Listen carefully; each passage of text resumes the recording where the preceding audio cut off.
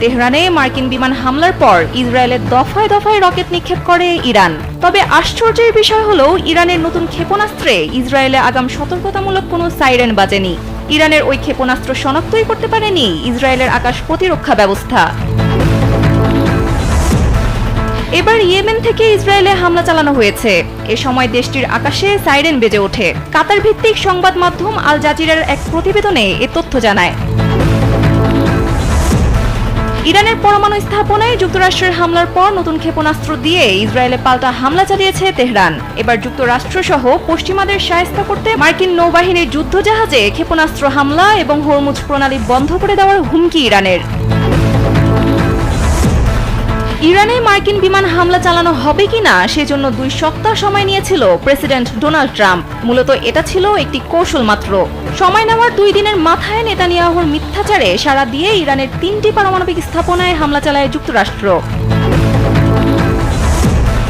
ইরানকে আকাশ প্রতিরক্ষা ব্যবস্থা নিয়ে যৌথ প্রকল্পের প্রস্তাব দিয়েছিল রাশিয়া, কিন্তু তেহরান আগ্রহ দেখায়নি, এমনটা জানিয়েছেন রুশ প্রেসিডেন্ট ভ্লাদিমির পুতিন। তুরস্কের অত্যাধুনিক ড্রোন ব্যবহার করে রুশ বাহিনীকে ইউক্রেন যখন নাকানি চুবানি খাওয়াচ্ছিল, তখন ইরানি ড্রোন ব্যবহার করে রক্ষা পায় রাশিয়া। তবে এবার ইরান ইসরায়েল সংঘাতে নিজের স্বার্থটাই প্রাধান্য দিচ্ছেন পুতিন। ইরানের পরমাণু স্থাপনায় হামলা করার সামর্থ্য ছিল না ইসরায়েলের। শেষ পর্যন্ত ইরানের 3টি পারমাণবিক স্থাপনায় একযোগে হামলা চালায় যুক্তরাষ্ট্র ইসরায়েল। এই সামরিক অভিযানের নাম দেওয়া হয় অপারেশন মিডনাইট হ্যামার। সংঘাত না বাড়াতে ইরানের প্রতি আহ্বান জানিয়েছে জার্মানি, ফ্রান্স এবং যুক্তরাজ্য। পারমাণবিক স্থাপনায় হামলার পর এ অঞ্চলকে অস্থিতিশীল করতে পারে এমন কোনো পদক্ষেপ না নেওয়ার আহ্বান জানিয়েছে এই 3 দেশ। ইরানের 3টি পারমাণবিক স্থাপনায় আমেরিকান হামলা ইরান ইসরায়েল চলমান সংঘাতের উত্তেজনা কয়েক গুণ বাড়িয়ে দিয়েছে। প্রেসিডেন্ট ডোনাল্ড ট্রাম্পের নির্দেশে আমেরিকান হামলার ফলে পারমাণবিক কর্মসূচিতে অনেক দূর পিছিয়ে গেছে ইরান। ইরানের পারমাণবিক কেন্দ্রে যুক্তরাষ্ট্রের হামলায় বিশ্বজুড়ে তীব্র নিন্দার ঝড় বইছে। মুসলিম বিশ্বের পাশাপাশি বিষয়টি উদ্বেগের কারণ হয়ে দাঁড়িয়েছে রাশিয়ারও। দেশটির রাজনীতিবিদদের দৃষ্টিতে অনিশ্চয়তা তৈরি হয়েছে রাশিয়ার ভবিষ্যৎ নিয়ে। ইরান ইসরায়েল যুক্তরাষ্ট্র যুদ্ধের আজকের শীর্ষ 10 নিউজের এবার জানুন বিস্তারিত।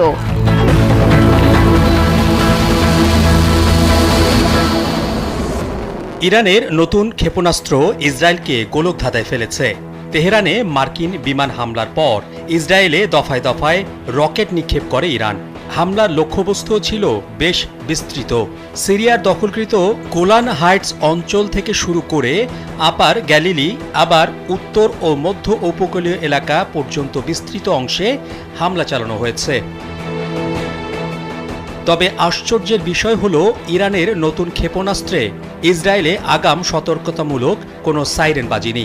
এতে হতাহতের সংখ্যা অনেক বেশি হয়েছে। এই প্রথম এমন ঘটনা নিয়ে নতুন আতঙ্ক দেখা দিয়েছে ইসরায়েলে। এই খবর জানিয়েছে টাইমস অফ ইসরায়েল।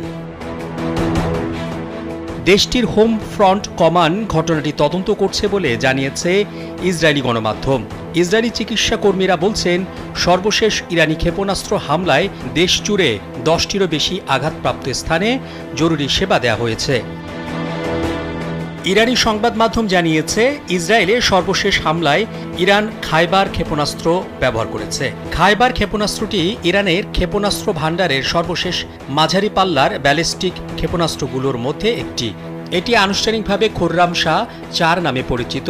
এই অস্ত্র ইরানের দেশীয় উৎপন্ন খুররাম শাহ ক্ষেপণাস্ত্র সিরিজের 4th জেনারেশন।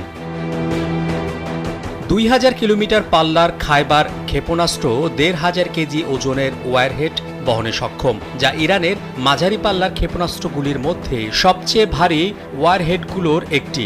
তরল জ্বালানি চালিত এই ক্ষেপণাস্ত্রটিকে উড়ন্ত অবস্থাতেই নিয়ন্ত্রণ করা যায়।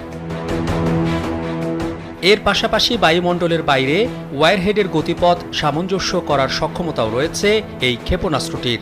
ইরানে নির্মিত এর আগে ক্ষেপণাস্ত্রগুলোর তুলনায় অনেকটাই নির্ভুলভাবে লক্ষ্যবস্তুতে আঘাত হানতে সক্ষম এটি।